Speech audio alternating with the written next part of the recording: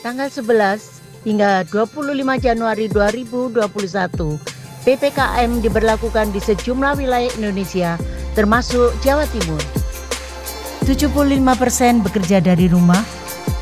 Di tempat ibadah jangan lebih dari 50%. Kegiatan belajar mengajar secara daring.